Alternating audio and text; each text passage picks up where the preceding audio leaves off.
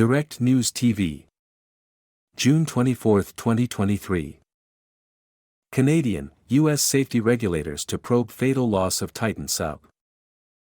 Canadian and United States government authorities are starting a safety investigation following the undersea implosion of the Titan submersible that killed 5 people during a tourist expedition to the wreck of the Titanic in the North Atlantic.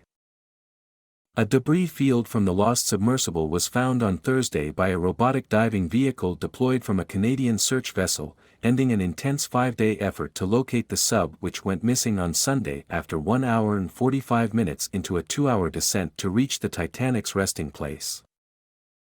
Fragments of Titan were discovered on the seabed about 488 meters, 1,600 feet, from the bow of the Titanic wreck, about 4 kilometers, 2.5 miles, below the surface, U.S. Coast Guard Rear Admiral John Mauger said. Mauger told reporters that the debris was consistent with a catastrophic implosion of the vehicle, meaning the vessel ultimately collapsed and was crushed under the immense hydrostatic pressure at that depth in the ocean. In a statement on Friday, Canada's Transportation Safety Board said it was launching a safety investigation regarding the circumstances of this operation because Titan's surface support vessel, the Polar Prince, was a Canadian-flagged ship. The U.S. National Transportation Safety Board, NTSB, said on Friday that the U.S. Coast Guard has declared the loss of the Titan submersible to be a major marine casualty, and the Coast Guard will lead the investigation. NTSB spokesperson Peter Knudsen said that information was provided to the agency's senior management by Coast Guard officials, and the NTSB has joined the investigation. The Coast Guard has not confirmed that it will take the lead. Coast Guard headquarters said the U.S. Coast Guard 1st District in Boston will discuss future operations and plans, but did not say when.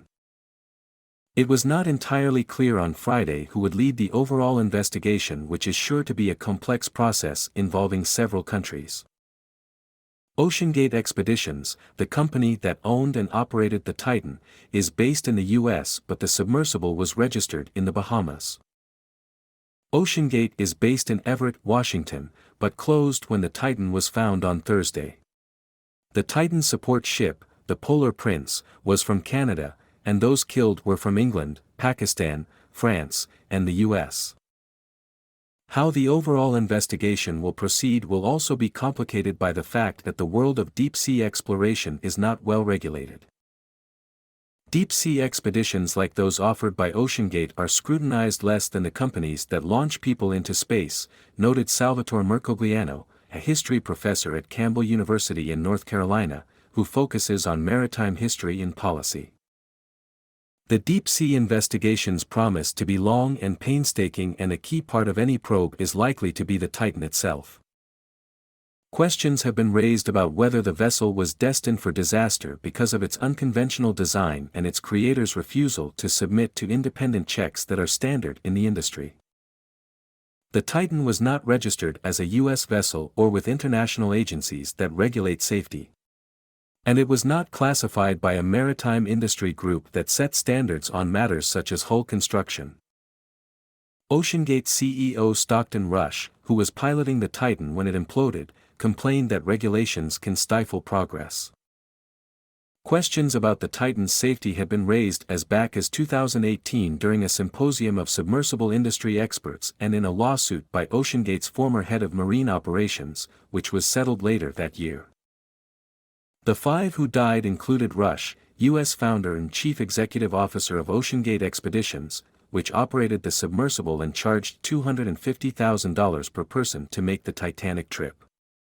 The others were United Kingdom billionaire and explorer Hamish Harding, 58, Pakistani-born businessman Shahzada Dawood, 48, and his 19-year-old son, Suleiman, both UK citizens, and French oceanographer Paul-Henri Nargeolet, 77.